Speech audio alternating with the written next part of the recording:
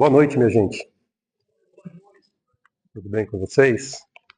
Que Jesus, então, siga conosco, nos envolvendo em seu amor, e a sua luz possa aquecer os nossos corações para que nós possamos estar mais quentinhos por dentro, já que por fora, para esquentar, não está fácil, né? Eu não poderia começar sem antes fazer alguns agradecimentos. Primeiro, agradecer a toda a equipe da área cultural da Seara Bendita, aqui representada pela sua diretora Ellen, pelo seu vice-diretor Tony. É sempre uma alegria e uma satisfação muito grande estar aqui nos eventos da área cultural, porque a gente é sempre muito bem recebido, né? A gente é paparicado, tudo é cuidado, com muita atenção, com muito zelo, então é sempre muito gostoso estar aqui. Essa área que tem feito tanta coisa legal, né, pra gente, tem trazido tanta gente boa. Eles de vez em quando pisam na bola, é verdade, né? Exemplo da palestra de hoje, nem sempre eles acertam. Mas na grande maioria das vezes eles acertam com gente muito boa. Então, muito obrigado a todos vocês, né? E eu queria agradecer também a vocês. Eu não sei se já contaram isso para vocês, mas se vocês não estivessem aí, nenhum de nós estaria aqui também, né? Então é muito bom tê-los com a gente. E se você vem aqui hoje procurando por respostas, eu gostaria de informar de antemão que isso não vai acontecer. Você provavelmente sairá daqui com muito mais perguntas, porque, entre outras coisas, essa é a minha atividade profissional, fazer pergunta. Então, a ideia hoje é a gente sair daqui. Eu vou fazer um esforço muito grande, mas muito grande mesmo, para que vocês possam ir embora daqui hoje tão confusos quanto estavam quando aqui chegaram. Prometo não complicar mais a vida, embora já saiba que essa missão não será fácil de cumprir, né? E eu vou, né, começar dizendo para vocês, e já exemplificando isso que eu estou dizendo, com uma afirmação que muitos aqui vão se incomodar. Do ponto de vista científico, esse encontro nosso é um milagre. Vou repetir. Do ponto de vista científico, esse encontro nosso é um milagre. A essa altura, alguns deverão estar se acomodando na cadeira pensando assim: ué, espírita acredita em milagre? Se você não é espírita, você provavelmente vai estar se acomodando na cadeira e perguntando se ciência e milagre conversando, dialogando, é possível isso? Mas como eu gosto de levar a confusão ao limite, então eu vou dar a vocês elementos para que vocês compreendam de onde vem essa ideia. Vamos falar única e exclusivamente da perspectiva científica, tá bem? Criação do universo. Uma coisa que os cientistas convencionaram chamar de quê? Big Bang, certo? Movimentos sistólicos e diastólicos que um belo dia resolveu explodir e jogar matéria para todo lado. E aí uma quantidade X de matéria resolveu se acomodar a uma distância mais ou menos boa para a produção da vida de uma estrelinha nanica chamada Sol, e depois de centenas de milhares de milhões de anos surge a primeira forma de vida no planeta, um organismo unicelular que possivelmente viveu alguns segundos, se é que chegou a segundos, e depois morreu. Mas como a vida ela é insistente, ela é presente, ela é pungente, esse organismo unicelular surgiu novamente. E depois de novo, e depois de novo, e depois de novo, e depois de centenas de milhares de anos estão aqui os seres humanos. Mas não para por aí. Para nós estarmos aqui hoje, foi preciso que todos nós vencêssemos a correria do dia, correto? Mas, especificamente você e eu, que aqui estamos, tivemos que, antes disso, vencer a primeira correria da vida. Alguém sabe que correria é essa? A primeira corrida que todo mundo aposta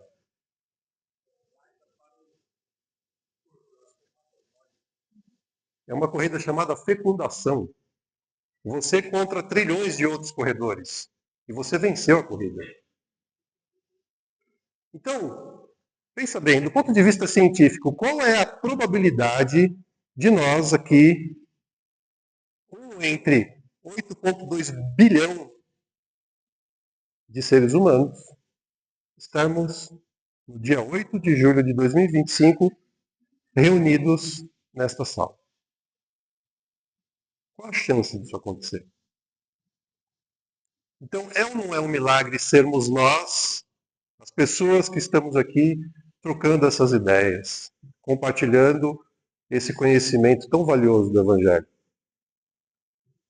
E é por isso que eu quero agradecer a cada um de vocês por estarem aqui hoje, vencendo o frio, vencendo os desafios, a correria da vida, para que a gente pudesse estar trocando essas ideias hoje. Só para eu não avançar muito no horário, até que hora nós vamos? Uma hora? A introdução. Porque assim, eu tenho conteúdo aqui para a gente passar o feriado juntos. Eu não sei se vai dar para. Mas a gente chega lá. Muito bem. Queria começar fazendo uma pergunta, né? Eu disse para vocês que eu ia deixar vocês confusos e eu ia fazer perguntas. Então eu já começo fazendo pergunta. Alguém aqui já tomou passe alguma vez na vida?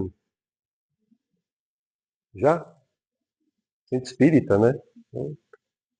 Por curiosidade, levanta a mão, por favor, alguém que nunca tomou um passe na vida. Vamos ver se tem alguém. Você nunca tomou um passe? É a primeira vez que você vem num centro espírita? Primeira vez? Seja muito bem-vindo. Que bom que você está aqui. Tomara que você volte. Se você não voltar, a culpa vai ser minha. Eu não quero ficar com esse peso. Muito bem. Então, qual é o seu nome? Tirando o Carlos, todos vocês já tomaram passe, certo? Muito bem.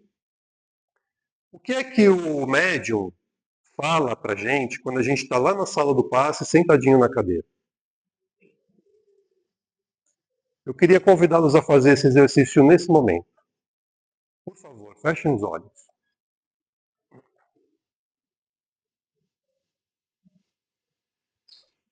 E agora, pensem em Jesus.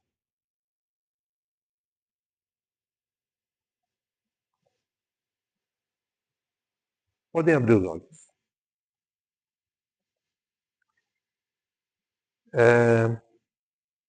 Quem aqui, levanta a mão, por favor, quando pensou em Jesus, trouxe essa imagem à mente? Ou uma imagem parecida com essa, semelhante a ela? Ok, muito bom. Como nós vivemos tempos modernos, né? Nós vivemos numa espécie de cultura do tudum. Conhecem a cultura do tudum? Quem, por acaso, quando eu pedi para pensar em Jesus, pensou nessa imagem?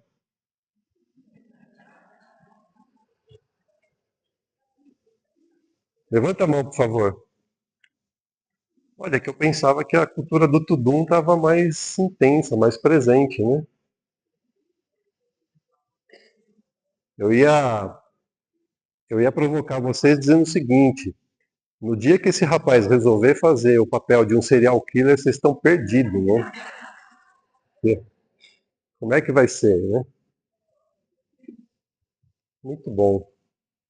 Vocês sabem que eu vivi uma experiência alguns anos atrás e a imagem que vem na minha mente toda vez que eu penso em Jesus não é essa, nenhuma das duas.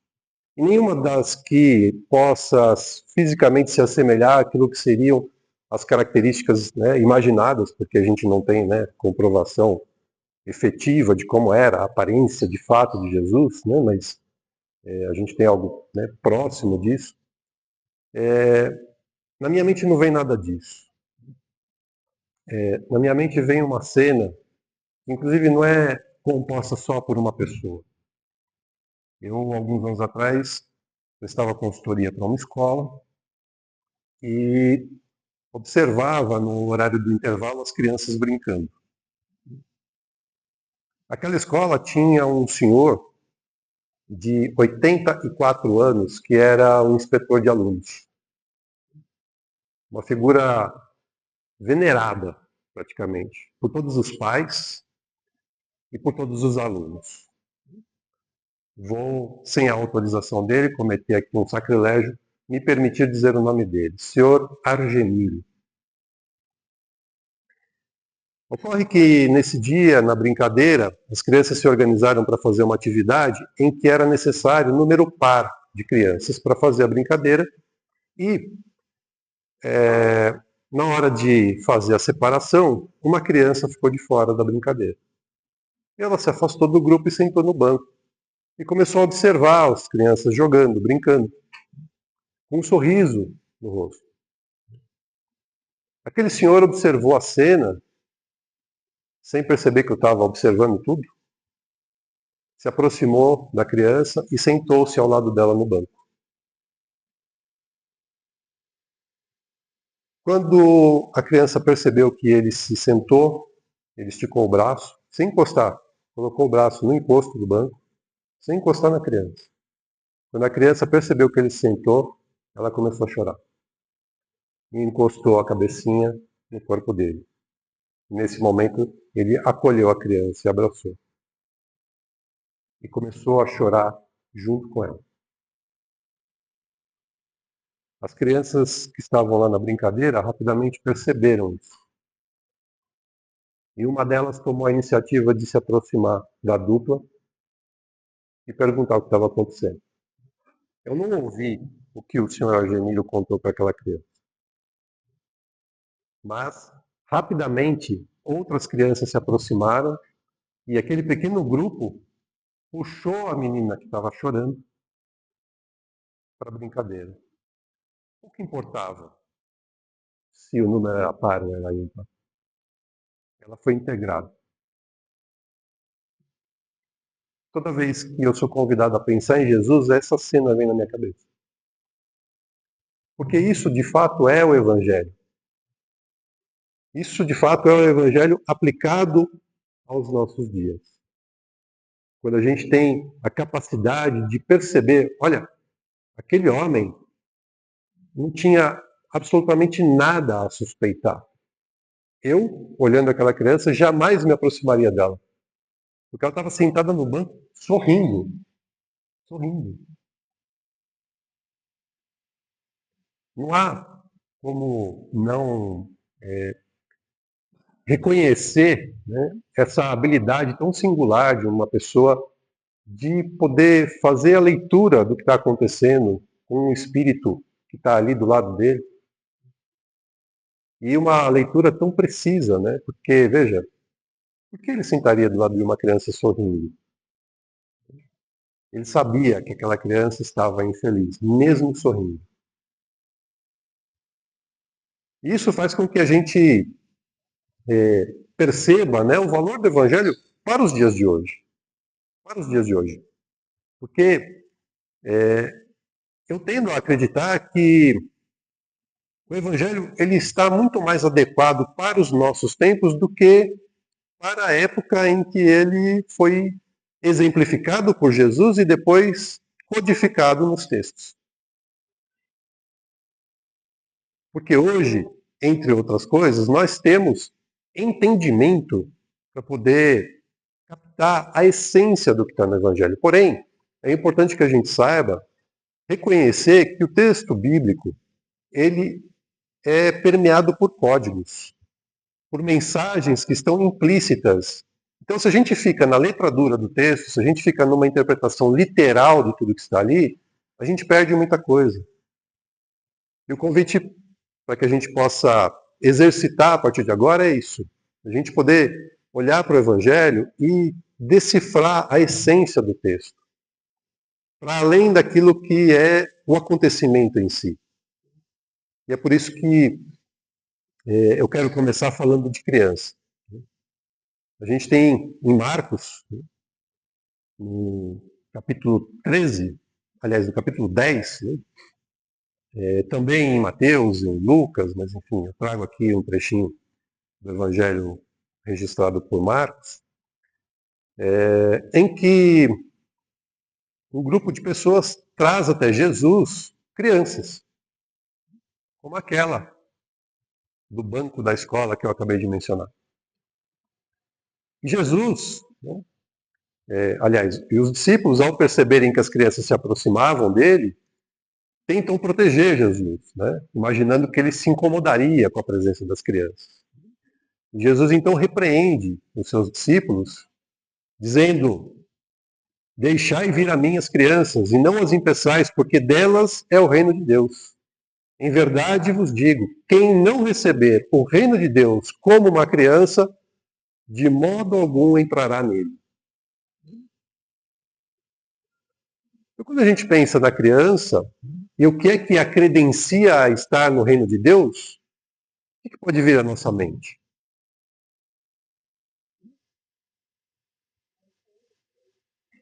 Inocência, sim. Pureza, simplicidade. Tudo isso é verdade. Tudo isso está contido. Mas existe uma coisa que é aquilo que mais se aplica. Olha, se a gente for embora agora, se vocês puderem levar isso com vocês, a minha noite está ganha. Existe um atributo que toda criança tem e que a gente perde quando cresce.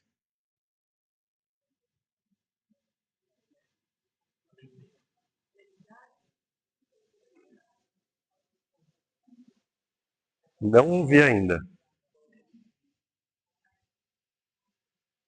Não ouvi ainda.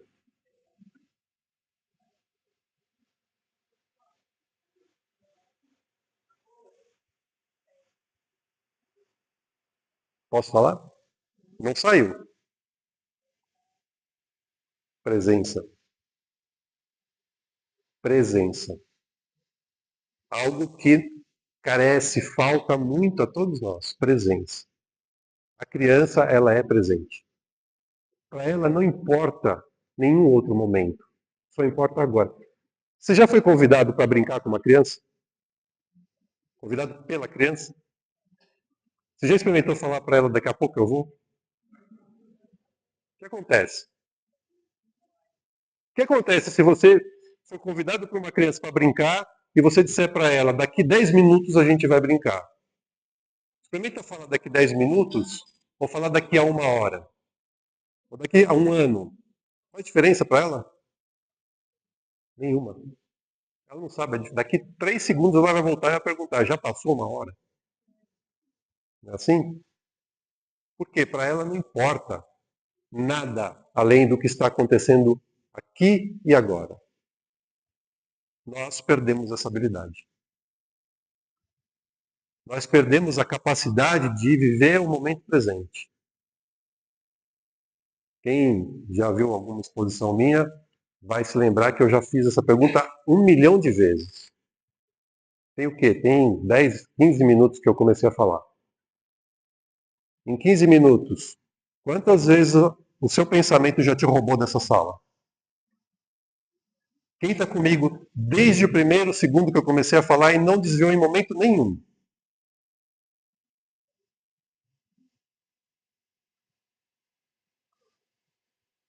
Deve ter aqui no máximo 7, 8 braços levantados entre, sei lá, 70 pessoas.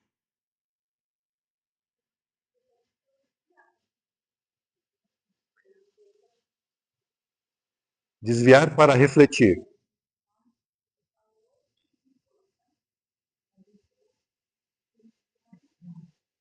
Menos mal.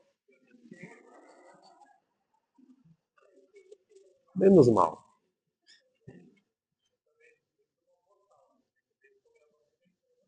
Então, alguém desviou porque precisava pegar alguma coisa em casa, esqueceu? Alguém desviou porque precisou fazer o relatório do trabalho? Foi dar uma passadinha na empresa agora e depois voltou?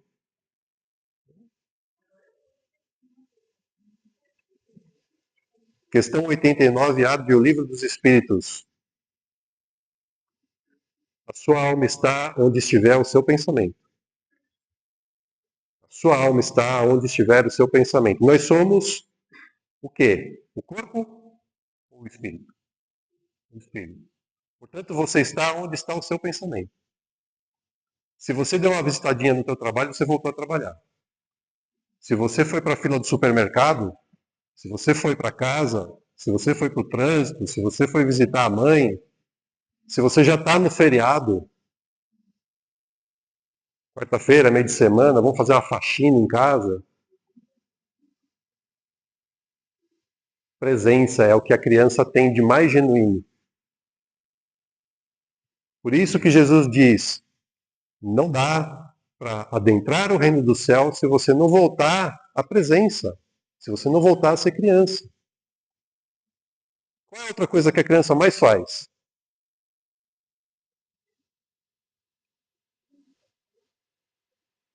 Brincar, certo? Se divertir, não é assim? Muito bem. A diversão traz o quê? Alegria, prazer. Qual foi a última vez que você teve alegria e prazer na tua vida? Que você brincou, que você se divertiu, que você deu risadas? Hum? Deu uma boa gargalhada, aquela de doer o estômago, sabe?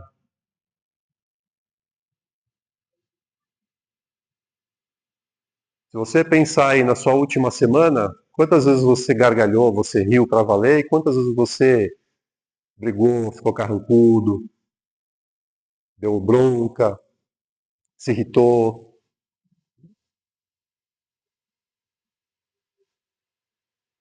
Jesus prometeu para a gente a sua paz. E a gente só vai alcançar a paz se a gente der permissão para que ela esteja em nós. E é isso que a criança vai nos ensinar. E é por isso que Jesus acolhe a criança.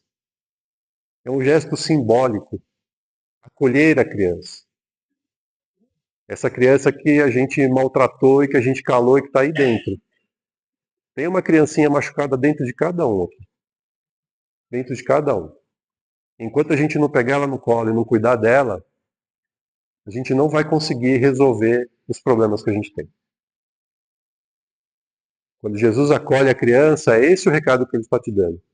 Acolha a sua criança interior. Tem uma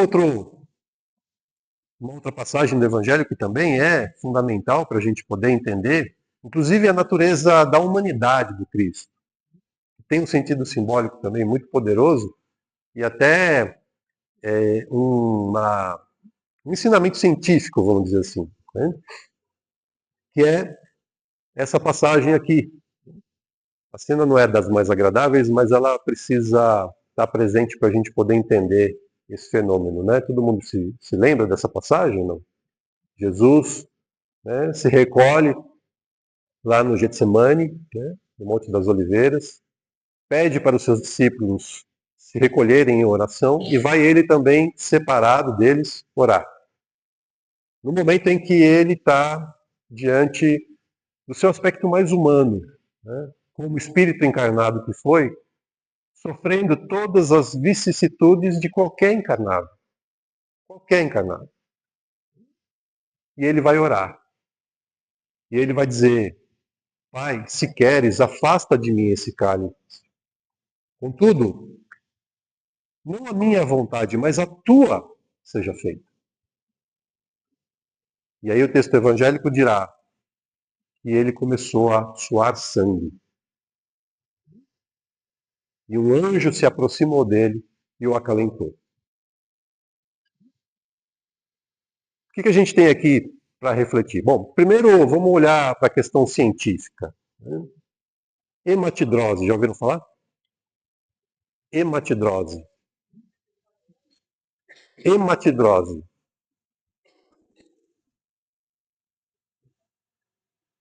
A gente, né, até pouco tempo atrás acreditava que esse era um fenômeno, né, que, enfim, se deu apenas com Jesus, mas não é.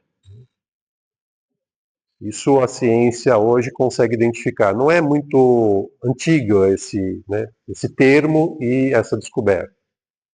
É um fenômeno raríssimo que se dá com pessoas que estão sob profundo estresse físico e emocional.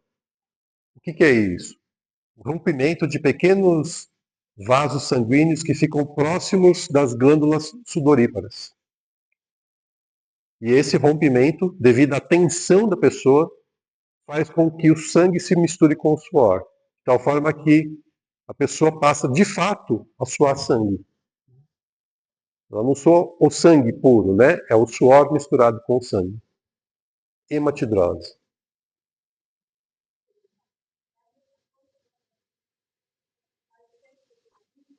Não, não. São vasos capilares, são vasos muito pequenininhos. E esse é um fenômeno, como eu disse, um fenômeno muito raro, né? Mas que pode acontecer com qualquer um de nós devido ao estresse, né? Ao profundo estresse físico e emocional. Então, vocês vejam, Jesus, sabendo que ia passar, não queria passar. Alguém aqui já teve algum perrengue que não quis passar na vida? Sabia que ia ter que encarar, mas não. Já aconteceu? Um só? Pois é, então. Às vezes a vida vem e nos presenteia com algumas oportunidades como essa, né? E aí o que a gente faz? Fala, legal, vou passar por isso? Não, né? Não. Pois é. A gente faz como Jesus fez, seja feita a tua e não a minha vontade, porque a gente sabe muito bem o que a gente quer, não sabe? O que a gente precisa, não. A gente sabe o que a gente quer. O que a gente precisa de verdade, só o Pai, só Deus. E tudo que acontece nas nossas vidas, eu já falei isso também reiteradas vezes, tudo, absolutamente tudo que acontece nas nossas vidas, tem na sua essência os atributos de Deus, cujos principais são ser soberanamente justo e bom. Não é isso que o plano espiritual nos apresenta no Evangelho, no Livro dos Espíritos? Atributos da criação, ser generosamente, ser soberanamente, obrigado, justo e bom. Então, se Deus é soberanamente justo e bom, tudo que acontece nas nossas vidas tem, em essência, a sua bondade e a sua justiça. E é por isso que Jesus dá esse exemplo. Seja feita a tua, não a minha vontade. Eu não quero. Mas antes de tudo, seja feita a tua e não a minha vontade. E aí o que o texto vai nos mostrar? Numa oração genuína, numa oração com fé, o que foi enviado para ele? Um anjo. Não é isso que o texto fala? Um anjo se apresentou para o acalentar. Quando a gente faz uma prece com sinceridade, com fé, a gente abre um canal para o plano espiritual poder atuar em nosso benefício. A questão é que quando a gente está diante do desafio, até a oração fica difícil, né? Até a prece fica um negócio complicado, não é assim? Que, aliás, a prece, ela é, em si, um instrumento para a potencialização da fé. Isso está permeado em todas as culturas, né? Todas as culturas. Não sei se vocês já ouviram falar na Salah. Salah, S-A-L-A-T. Salah. É um dos pilares do islamismo. Salah é aquela prática de todo muçulmano de 4 ou 5 vezes ao dia parar o que está fazendo, se voltar à Meca e fazer uma oração. Alguém aqui costuma fazer 5 preces por dia? Porque, tirando toda a parte ritualística, que tem toda a importância, todo o significado para a cultura deles, não é essa a questão, o ponto é, quem aqui faz 5 orações por dia? Sendo que a prece é um instrumento para a gente usar no dia a dia. A gente aprendeu que a gente tem que fazer uma oração antes de, né, quando acorda e antes de dormir, não é assim? E a gente fica nisso. Mas não é, gente. A prece é um instrumento para a gente usar ao longo do dia. É na hora que aquele cliente te ligou te enchendo os picotes. É na hora que o chefe pegou no seu pé. É na fila do supermercado. É no trânsito. É em casa. Desculpa a expressão, é na hora que o pau está comendo que a gente tem que fazer uma oração. Não é só na hora de dormir ou na hora de acordar. E a gente usa mal esse recurso. Jesus fazia a prece constantemente. Vocês já perceberam isso no longo do Evangelho? Constantemente ele fazia orações. Sempre ele fazia orações. Quando ele ia fazer algum atendimento com as pessoas que o procuravam, quando ele ia comer, quando ele ia se dormir, quando ele ia se deitar, né, quando ele ia dormir, e a gente, né, acaba, por uma questão de hábito, né, meio que negligenciando esse instrumento tão poderoso, tão valioso para todos nós. E esse instrumento, inclusive, ele é, de certa forma, negligenciado ainda mais pelo espírita, né? Porque a gente meio que se acomodou numa coisa chamada evangelho no lar. Quem faz evangelho no lar aqui? Levanta a mão, por favor. Nem todo mundo levantou a mão. Levantou a mão, Carlos? Não?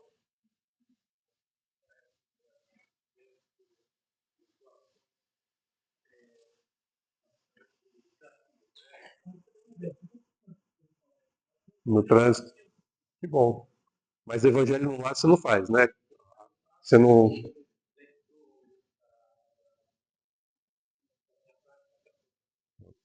Você vê... Vocês viram que pela resposta dele, ele nem sabe o que é o evangelho no lar. O evangelho no lar é uma prática do espírita, tá? Não é fazer a prece dentro de casa, é uma outra coisa. Mas vejam, nem todo mundo aqui levantou a mão. Eu estou partindo do pressuposto que está todo mundo aqui, tirando o caso, todo mundo aqui é espírita, né? Nem todo mundo levantou a mão. E é interessante notar que, assim, existe uma continha, né, que a gente podia fazer para ver o quanto que é importante a gente fazer evangelho no lar, né? Já perceberam isso? Quem é bom de matemática aí, fala para mim. Quantos minutos tem uma semana?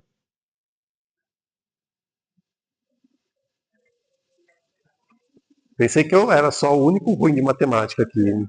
Acho que tem mais gente. Né? Eu fiz a conta. 10.080 minutos. 10.080 minutos tem ao longo de uma semana. Né? Vocês sabem, Evangelho no Lar, 20 a 30 minutos, uma vez por semana. Certo? 20 a 30 minutos, uma vez por semana. Quantos por cento da sua semana você se dedica para fazer Evangelho no Lar? Se você é bom de conta, você vai chegar ao seguinte resultado, 0,3%. 0,3% do teu tempo da semana para ter Jesus dentro da tua casa.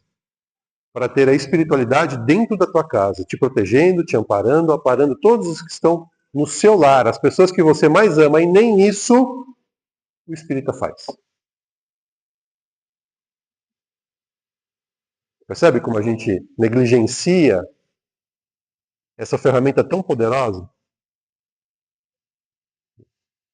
Então, quando Jesus diz assim, Pai, afasta de mim esse cálice, mas seja feita antes de tudo a tua vontade, não a minha, ele está, no fundo, dizendo para a gente, olha, faça a tua prece. Na hora que o calo estiver apertando, Mas não esqueça de fazer também quando estiver tudo bem. Porque essa é a ferramenta mais à mão que nós temos para poder favorecer essa conexão com a espiritualidade superior. Uma outra passagem também muito bonita do Evangelho, que é aquela que a gente conheceu como a multiplicação dos pães e dos peixes. Todo mundo acho que conhece, né, essa passagem. Jesus, né, depois de ter passado praticamente o dia todo apresentando a boa nova, promovendo curas, acolhendo as pessoas que o procuravam, ele recebe o seguinte recado de um dos seus discípulos, né? O dia já está se pondo, é melhor mandar essas pessoas embora, porque, né, não temos como alimentar tantas pessoas. Jesus ouve aquilo e diz, não, não, de jeito nenhum, não posso mandar essas pessoas embora. Quanto alimento nós temos? E aí alguns meninos trouxeram para ele 5 pães e 2 peixes. Depois a gente vai falar um pouquinho sobre a simbologia do número 7 para o povo judeu. 5 pães e 2 peixes. E com 5 pães e 2 peixes, Jesus alimentou uma multidão de 4.000 pessoas e ainda sobrou 12 cestos repletos de pães e de peixes. Essa passagem ela tem 3 explicações. Uma explicação ela é tida como sendo a mais aceita entre os cristãos, de uma forma geral, inclusive os católicos. Uma outra, ela é mais aceita pelos espíritas e pelos espiritualistas. E uma que não tem nada a ver com religião, é uma explicação histórica e, a bem da verdade, se vocês me permitirem a ousadia, a minha preferida. Chega a ser poética. Qual que é a primeira? Jesus estava ali oferecendo, na verdade, não era o alimento físico, era o alimento espiritual, era a boa nova, era isso que alimentava aquelas pessoas. É simbólica a coisa, não é físico. Essa é a explicação que digamos assim, aceita de forma corrente entre os cristãos das várias denominações religiosas existentes. Aqui é mais afeita ao espírita e ao espiritualista de uma forma geral, é o fenômeno da materialização. Nós sabemos que, dadas determinadas circunstâncias, é possível materializar objetos.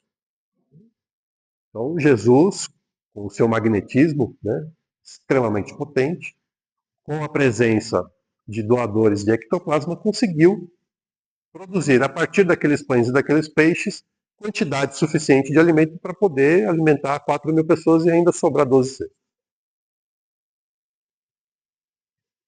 Aí tem uma terceira, que, como eu disse, é a minha preferida. Naquela época, as distâncias eram muito grandes, né? Então, assim, para ir para qualquer lugar, era comum a pessoa ter um dia de caminhada, 2 dias de caminhada. Não tinha transporte. Só quem era muito rico que tinha a possibilidade de se locomover com o auxílio de animais. Era a pé as coisas. E exatamente por conta disso, era muito difícil, né, esse dia a dia. Principalmente quando se tratava de Jesus, porque assim, não é que você ia, sei lá, num estabelecimento qualquer, né, que poderia ter em vários lugares diferentes. Jesus era um só. Então, se você quisesse estar com ele, você tinha que ir até ele. Então era muito comum naquela época as pessoas saírem com provisões, né, com algo de comer, para poder aguentar a viagem. Aquelas pessoas que estavam ali olhando, né, aquela cena, Jesus pegando o pouco que tinha e começando a compartilhar com as pessoas, mobilizou a multidão para que eles também pudessem compartilhar o pouco que tinham, de tal forma que 4.000 pessoas se alimentaram e ainda sobrou 12 cestos de alimento. Esse é o sentido dessa passagem. A importância da gente poder compartilhar. Algo que uma vertente do judaísmo chamada Cabala, né? Acho que todo mundo aqui já deve ter ouvido falar nesse termo. Cabala é a parte que se dedica ao estudo do lado místico do judeu. O lado místico do judaísmo é aprofundado na Cabala. Então, tem muito ensinamento ali, extremamente rico, e inclusive alguns muito alinhados e convergentes com aquilo que Kardec trouxe na codificação. E a Cabala, ela tem... a Cabala não necessariamente, né? Mas assim, o alfabeto judaico, né? O aramaico, cada letra ela tem um valor numérico. Então as palavras elas também têm números nessa composição. E os números são muito importantes para o judeu. Né? Cada número tem um significado.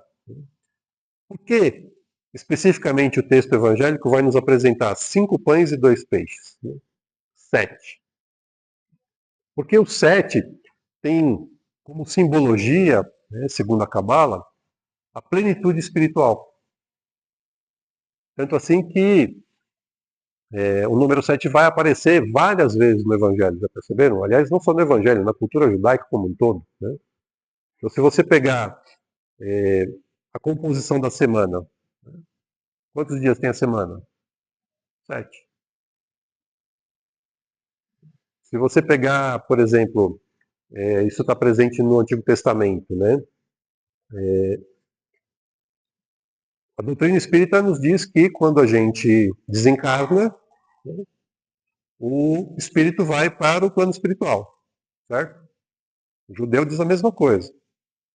Quando a pessoa morre, o espírito vai para o plano espiritual, vai para uma instância, uma dimensão diferente da matéria. Para o judeu, existe também reencarne. E à medida que o espírito vai se depurando, vai evoluindo, vai melhorando, ele vai galgando outras dimensões de evolução. Ele vai habitando outros mundos mais evoluídos. Certo? Não é isso que Kardec nos apresenta no Livro dos Espíritos? Muito bem. No cabalismo e na cultura judaica é a mesma coisa.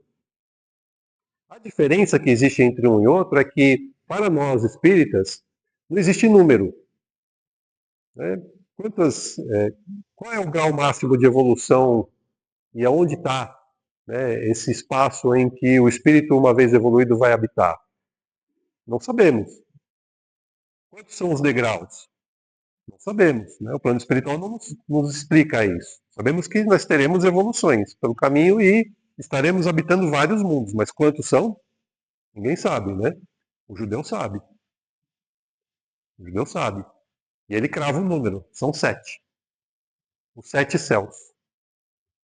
Você já ouviu aquela expressão, o sétimo céu? Ah, eu estou no sétimo céu. Já? Não?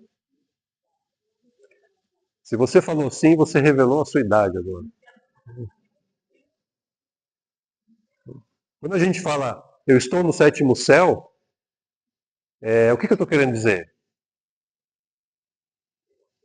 Estou bem, estou pleno, né? Estou tudo ótimo, não é isso? Sétimo céu. Por quê? Porque para o judeu, o sétimo céu é a instância mais alta da evolução que o espírito pode alcançar. Então a relevância do número 7 é muito grande. E o 7 estar presente nesta passagem especificamente vai dar a ligação, vai dar o contato entre a importância do compartilhamento, para falar nos termos espíritas, da caridade. Fora da caridade não há salvação. E é isso que se expressa nessa passagem. E quando Kardec nos fala que fora da caridade não há salvação, ele está coberto de razão, na verdade. Só que a gente tem que ter um cuidado muito grande, né? Porque, veja, nisso eu acho que o judeu ele é mais feliz do que nós espíritas. Ele não fala caridade, ele fala compartilhar. Tem uma diferença, né? A gente tem que ter um cuidado muito grande quando a gente usa esse termo da caridade. Porque a caridade, em alguma medida, pressupõe uma certa superioridade de quem a pratica para quem a recebe. O compartilhar, não. O compartilhar te coloca em igualdade de posição, que é aquilo que é o que acontece. Porque tanto faz quem dá e quem recebe. A dimensão é a mesma. Nós estamos no mesmo lugar. Quando Kardec fala fora da caridade não há salvação, não há mesmo. Por quê? Porque a caridade é um instrumento que a gente tem à mão para poder salvar a gente do quê? Do egoísmo, da vaidade, do orgulho. É o instrumento que vai permitir a gente estar em contato com o outro e perceber a dimensão da realidade do outro, para que a gente possa perceber também a dimensão da nossa realidade e poder se colocar em agradecimento, em gratidão. A prática da caridade é o atalho. É o atalho. Porque eu vou fazer algumas perguntas aqui e eu queria que vocês levantassem a mão se vocês já conseguem fazer, né? Isso aqui é o que está no Evangelho, né? Jesus disse isso. Se você quiser alcançar o reino do céu, você precisa de uma dessas coisas aqui. Amar os seus inimigos. Alguém? Não? Bem dizer o que te maldizem. Também não? Consegue bem dizer quem te fala mal de você? Tudo bem, dois. Aí você tá moleza, vou dar cheque nesse aqui então. Orar por aqueles que te maltratam e te caluniam. Ofertar amor àqueles que te odeiam. E o último, que é moleza, todo mundo já conhece, já está cansado de fazer, né? Perdoar 70 vezes, 7 vezes. Consegue?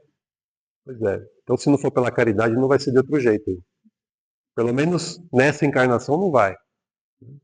Mas como a gente sabe que a gente está num processo de evolução bastante adiantado, né? Falta aí pelo menos umas 2 ou 3 encarnações para a gente chegar ao nível de Jesus, assim, a gente vai rapidamente conseguir alcançar tudo isso. Tem uma outra passagem também muito interessante que fala muito aquilo que a gente vive nos nossos tempos, que é essa daqui, né? A cura do cego Bartimeu, né? Não sei se vocês conhecem essa passagem. Jesus estava saindo de Jericó quando, né, esse cego estava ali, ele percebe a movimentação, ele percebe que é Jesus que está ali, e aí ele fala: Filho de Davi, tenha piedade de mim. E aí a multidão tenta calar esse homem. Quando a multidão tenta calar esse homem, o que ele faz? Ele se cala, grita mais alto ainda, né? Filho de Davi, tem piedade de mim. E Jesus então fala o seguinte: chama ele aqui. E aí a multidão já virou, né? Oh, vem cá, ele está te chamando, vai, levanta rápido, vem aqui. É interessante esse, olhar, né, o texto evangélico no detalhe, porque assim, é muito isso que acontece. Né? Primeiro, tentou calar o cara. Como viu que não conseguiu, chamou a atenção de Jesus. Jesus pediu para chamar, ó, estamos aqui com ele, ó. Vamos ajudar ele aqui para falar com Jesus. E aí ele se coloca diante de Jesus e pede para Jesus a cura da sua cegueira. Né? Jesus pergunta para ele: o que queres de mim? E ele diz: mestre, que eu veja novamente. E aí Jesus diz, né, aquela frase que ele costuma falar ao longo de todo o evangelho, né? O meu poder te curou, não é isso que ele fala? Ah, a tua fé te salvou. Quem que é a fé? De Jesus? É dele. Dele. Tá vendo a importância da fé? Tá vendo a importância de acreditar O problema é que a gente coloca na frente da crença a ansiedade, né? A gente acredita que vai dar, mas tem que acontecer no nosso tempo, não é no nosso tempo. Lamento. É no tempo que será bom para nós. Não é no nosso tempo. Não é na hora que a gente quer.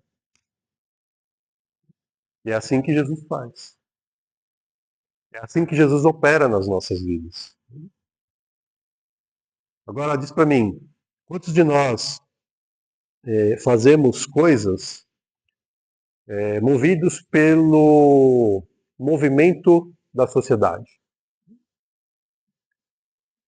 Quantos de nós deixamos de fazer coisas movidos pelo movimento da sociedade? Porque se esse homem tivesse se calado na hora que tentaram falar para ele fique quieto, ele teria se curado?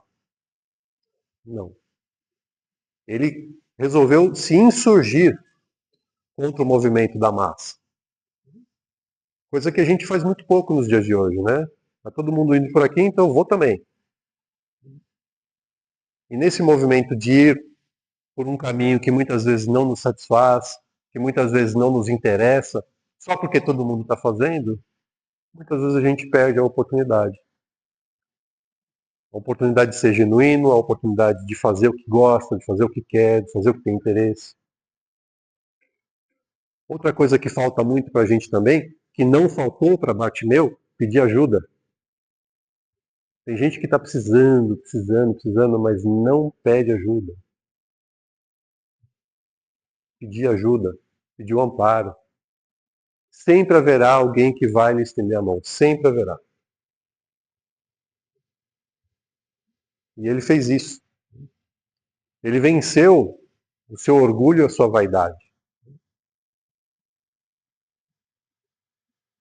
Coisa que muitas vezes a gente não faz. E a gente não faz muitas vezes por quê? Porque estamos movidos por esse movimento de massa. Vocês sabem que o primeiro presidente francês foi Napoleão III. Napoleão III era sobrinho de Napoleão Bonaparte. E ele, em 1820, ele resolveu dar um jantar e ele serviu para os seus convidados mais ilustres, ele entregou para esses convidados ilustres talheres de alumínio. E aqueles que eram menos importantes, esses que não tinham tanta relevância, esses se viraram com talheres de ouro mesmo. Sabe por quê? Porque naquela época o alumínio valia mais que o ouro. Somente muito tempo depois que nós conseguimos desenvolver uma tecnologia capaz de extrair o alumínio de forma muito fácil, de forma muito prática, e o preço do alumínio caiu pela facilidade da extração. Se Napoleão III fosse vivo hoje e visse a gente embrulhando sanduíche em papel alumínio, ele tinha um troço.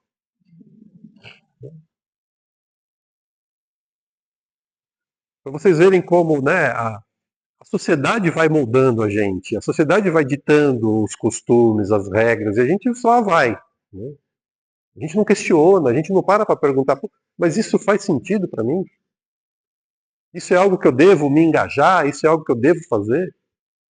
Sabe esse espírito crítico mesmo? Pergunta, questiona. Isso é saudável. Jesus fazia isso o tempo todo. Jesus questionava os hábitos, as práticas da sua comunidade constantemente. Ele não parava de fazer isso. Outra passagem muito valiosa do Evangelho para todos nós, essa daqui eu já falei centenas de vezes, é a minha preferida, eu sou fã, coloquei de propósito porque eu não queria deixar de falar, todo mundo já me ouviu falando disso. E vou falar de novo. Passagem da mulher adúltera. Ou, como eu gosto de dizer, a passagem da mulher supostamente pega em adultério. Por que supostamente? Porque no texto evangélico não fala o que ela estava fazendo. Quem disse que ela foi pega em adultério foram os doutores da lei, que queriam provocar Jesus. Portanto, devemos questionar as intenções. Quando Jesus é provocado, perguntam a ele: essa mulher foi pega em adultério, o que devemos fazer com ela? O que Jesus responde? Quem falou? Nada como ter alunos na plateia. O que Jesus falou? Foi isso que ele falou? Não foi. Exatamente. Quando os doutores da lei apresentaram a mulher pega em adultério a Jesus, Jesus estava abaixado, rabiscando, né, no chão com o dedo, e assim ele permaneceu. Por quê? Os doutores da lei estavam preocupados com a mulher? Queriam o quê? Pegar e foram muito sagazes, muito inteligentes, né, na estratégia, porque veja, àquela altura da vida Jesus já tinha feito muita coisa, já tinha passado a sua mensagem para todo lado. Imagina você no lugar dele, se te perguntam, essa mulher foi pega em adultério, o que devemos fazer com ela? A lei manda que devemos apedrejá-la. Você diz o quê? Se ele falar apedreja, ele estaria indo contra tudo aquilo que ele pregou até aquele ponto da sua vida. Se ele fala liberte-a, deixa aí, ele estaria indo contra a lei e seria preso imediatamente, que era tudo que os doutores da lei queriam. E aí o que ele faz então? Nada. Silencia. Ele abaixado, estava abaixado, permaneceu. E aí depois, os doutores da lei repetem a pergunta.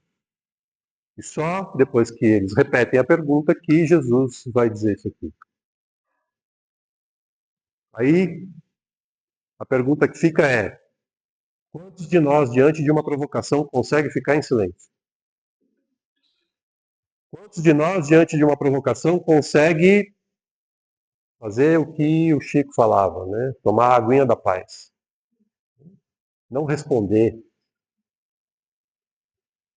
Porque, insisto, entre outras coisas, isso é uma atitude de extrema inteligência, de extrema habilidade, porque a outra parte que está provocando está esperando qualquer coisa de você, menos o silêncio.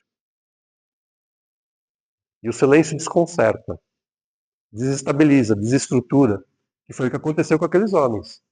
Eles repetiram a pergunta, já meio inseguros do que ia acontecer. E aí, quando Jesus responde isso daqui, ele provoca nas pessoas que estavam ali um drama de consciência.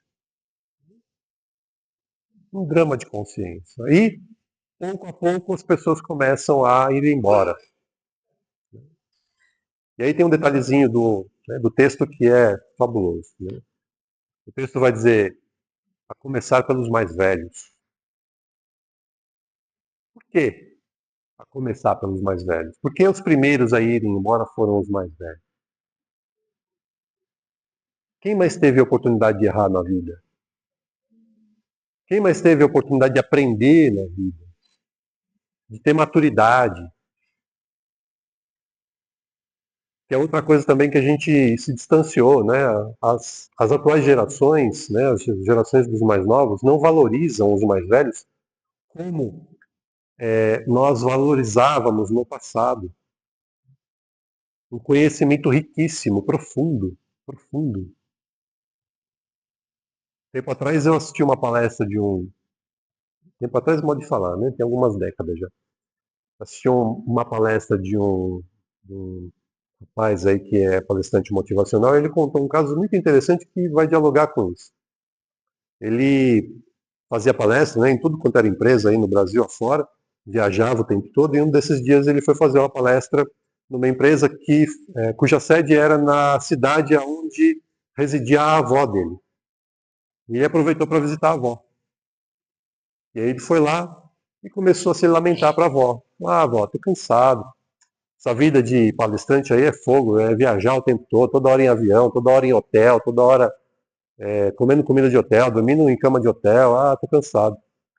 Aí a avó dele, né, ouviu calmamente, tá? Quando ele terminou de falar, ela virou para ele e falou: faz o seguinte, filho, fica com a avó. Aí falou, não, vó, mas sabe o que é? É o meu ganha-pão, eu preciso fazer isso, eu preciso viajar, eu preciso fazer palestra, né? É como eu ganho a vida. E ela virou e falou para ele, então viaja, filho. Mas é isso que eu estou dizendo, vó, é que cansativo, cama de hotel, comida de hotel, eu tô cansado. Então fica com a avó.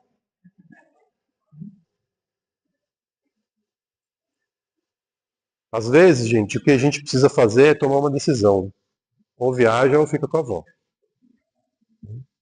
Porque ficar na mesmice e só reclamando, reclamando, reclamando, não tira você do lugar. Não tira você do lugar. E a gente se acostuma muito fácil. Muito fácil. A sabedoria de quem já viveu mais é valiosa, mas é muito valiosa, porque são essas pessoas que vão dar pra gente, na verdade, a dimensão daquilo que a gente vai alcançar dando cabeçada depois de um tempo.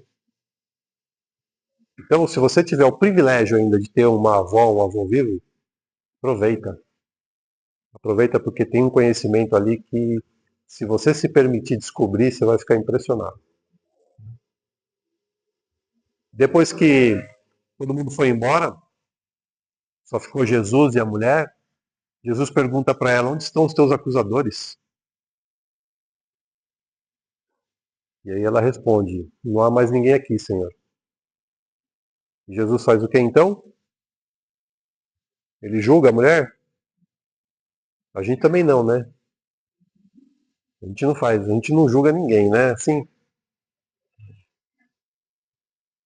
Jesus fala para ela, vai e não peques mais. Eu também não te condenarei.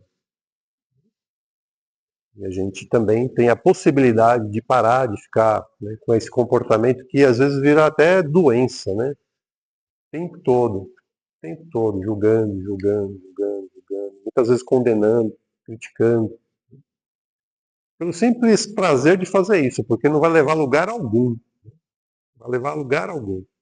Só para você poder externar a sua indignação, a sua contrariedade, às vezes até nem para isso.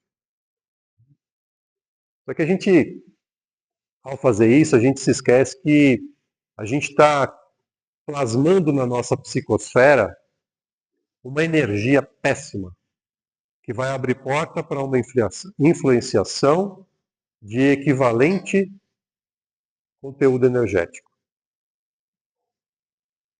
Então, ao criticar alguém, ao julgar alguém, lembre-se que você está atraindo para você algo que não vai te fazer bem. E essa pessoa pode estar do teu lado, pode estar a 500 quilômetros de distância, não importa. Vocês já ouviram falar que quando você fuma, você atrai entidades espirituais ligadas ao vício do cigarro. Quando você bebe, a mesma coisa. Quando você reclama, a mesma coisa. Quando você julga, a mesma coisa. Quando você é pessimista, a mesma coisa. A regra é a mesma.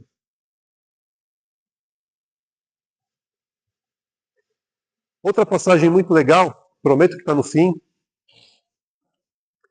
Tempestade acalmada, todo mundo conhece essa passagem?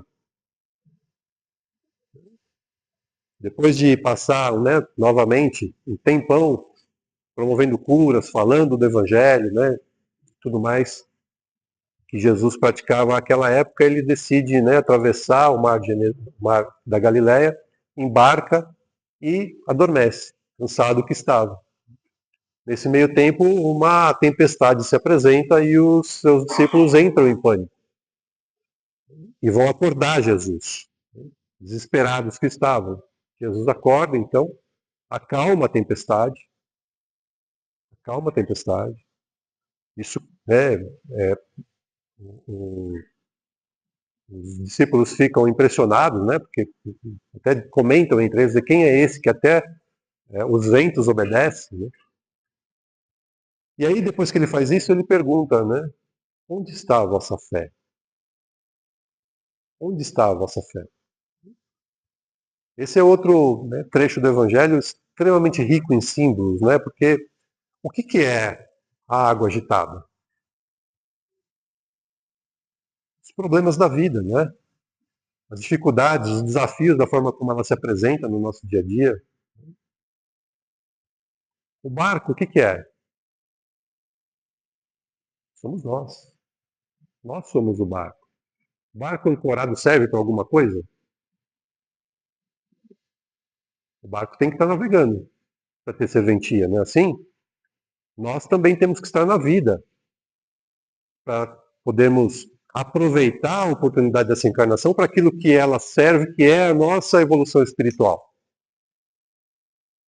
Só que, uma vez na água, ora tem tempestade, ora tem calmaria.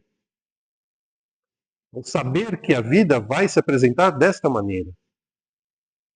Algumas vezes vai ser tranquilo navegar, outras vai ser complicado. E é assim que é. Em que momento que a tempestade se apresenta?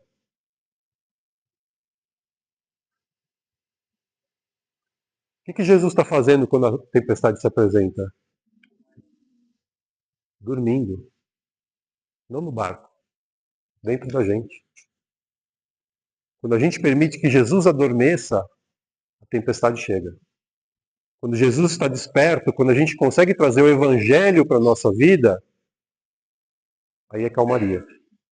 Porque mesmo que o problema se apresente, você tem força para olhar de peito aberto para ele, reconhecendo que ele está ali em teu benefício, não contra você. Isso que é a beleza do Evangelho.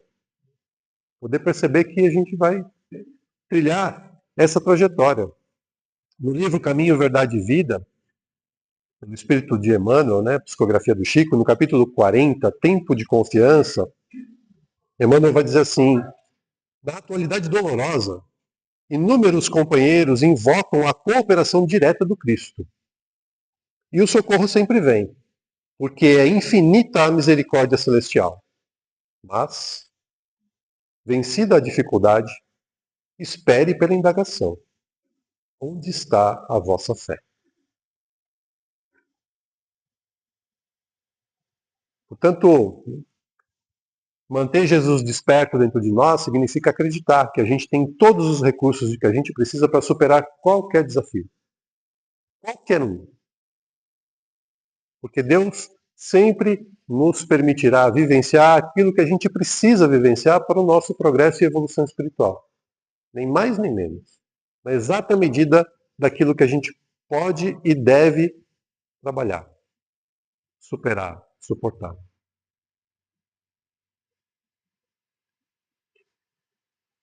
Essa outra passagem também é muito bonita, né? Jesus vai dizer para Simão Pedro, que fica extremamente desconfortável com a ideia de que Jesus, né, passaria para aquilo que a gente conheceu depois no Evangelho como sendo o Calvário, né? Então, Jesus comunica que ele ia ser preso, que ele ia, né, passar por um momento de grande dificuldade, grande privação. E aí, né, Simão Pedro fica inconformado, ele inclusive diz que se fosse necessário ele usaria de violência para impedir que alguma coisa de ruim acontecesse a Jesus, quando Jesus vai dizer essa frase: se alguém quiser vir após mim, renuncie a si mesmo, tome a sua cruz e siga-me. O que significa renunciar a si mesmo?